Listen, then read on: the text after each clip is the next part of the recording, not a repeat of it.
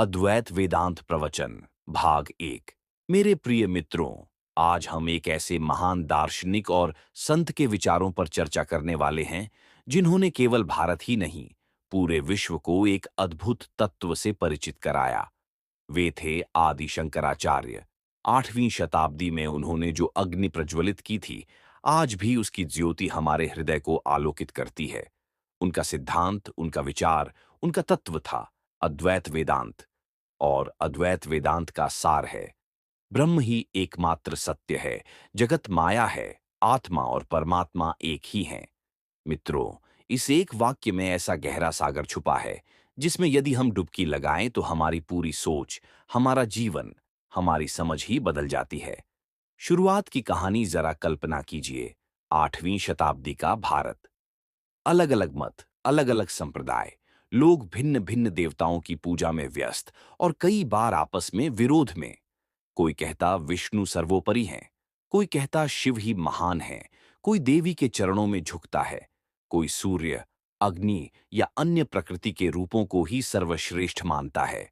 ऐसे समय में एक बालक का जन्म हुआ, केरल की भूमि पर, शंकर। बाल्यावस्था से ही उसमें एक अद्भुत तेज था। वेद, उपनिषद, गीता जैसे ग्रंथ उसके लिए कठिन नहीं, बल्कि सहज थे। कहते हैं कि 8 वर्ष की आयु में ही उसने वेदों का अध्ययन कर लिया था। किंतु और भी आश्चर्यजनक बात यह थी कि उसमें अंतर्दृष्टि थी। वह प्रारंभ से ही जगत को एक भिन्न दृष्टि से देखता था। जगत और माया का रहस्य अब सोचिए। हम सब अपने दैनिक जीवन में क्या देखते हैं? घर, बाजार, पैसा, रिश्तेदार, सुख दुख, ये सब हमें वास्तविक लगता है। परंतु आदि शंकराचार्य कहते हैं ये सब माया है।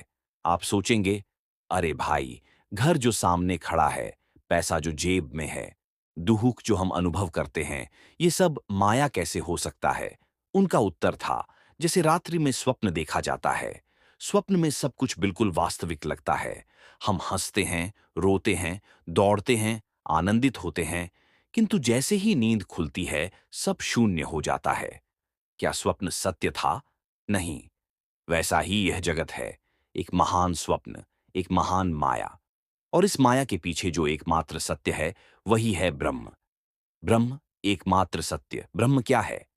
न उसका आदि है, न अंत, न उसका कोई रूप है, न रंग, न उसे किसी शब्द में बांधा जा सकता है, न ही किसी कल्पना में। शंकराचार्य कहते हैं, ब्रह्म सत्य है, जगत मिथ्या है। मिथ्या का अर्थ यह नहीं कि जगत झूठ है। मिथ्या का अर्थ है जगत का अपना कोई स्वतंत्र अस्तित्व नहीं है।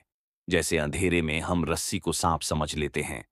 जब तक अंधकार है, हमें लगता है कि सांप ही सत्य है, किंतु प्रकाश होते ही समझ आता है कि वास्तव में वह रस्सी ही थी। वैसा ही यह जगत है। हम समझते हैं कि यह वास्तविक है, पर ज्ञान के प्रकाश से अनुभव होता है कि यह सब ब्रह्म का ही प्रतिबिंब है।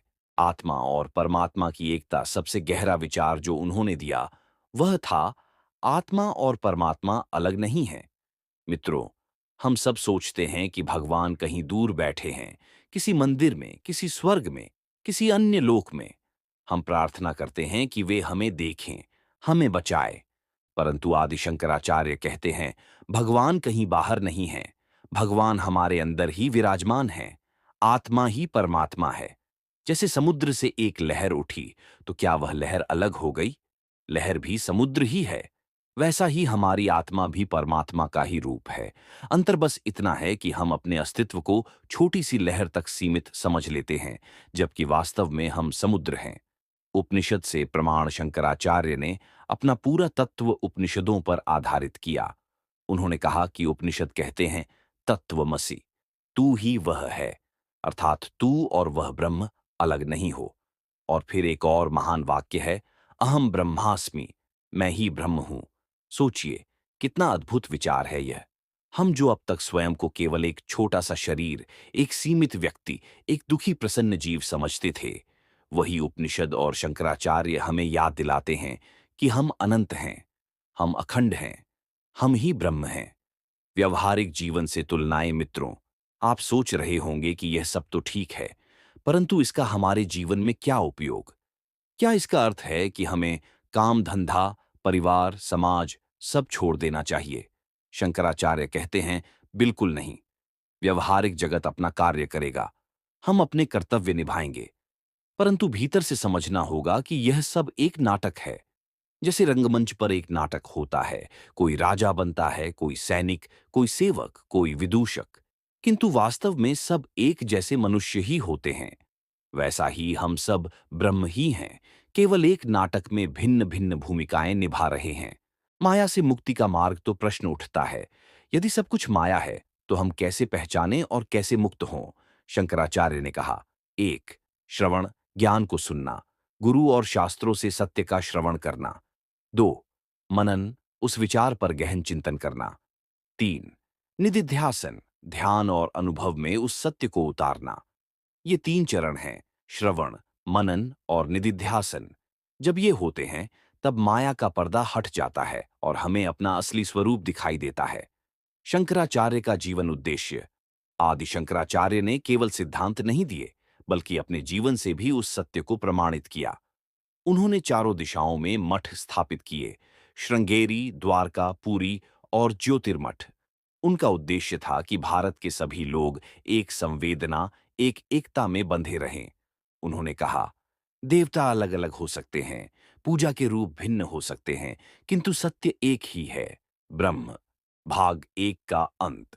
मित्रों, आज के इस पहले भाग में हमने समझा, जगत माया है, ब्रह्म ही एकमात्र सत्य है।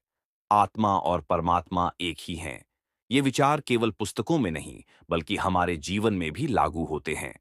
अगले भाग में हम और गहराई में जाएंगे, देखेंगे कि माया के कौन-कौन से रूप हमें बांध कर रखते हैं और कैसे ज्ञान तथा भक्ति से हम उससे पार हो सकते हैं। इस प्रवचन को यहीं विराम देते हैं, किंतु याद रखिए, आप स्वयं ब्रह्म हैं। जो आप खोज रहे हैं वह आपके भीतर ही विद्यमान है। यदि आपको यह वीडियो का विषय पसंद आया हो तो कृपया लाइक और सब्सक्राइब कीजिए और दूसरे भाग के लिए अपने विचार कमेंट में जरूर लिखिए, ताकि मुझे भी पता चले कि यह प्रवचन आपको कितना रुचिकर लगा। आपका समय और ध्यान देने के लिए हृदय से आभार।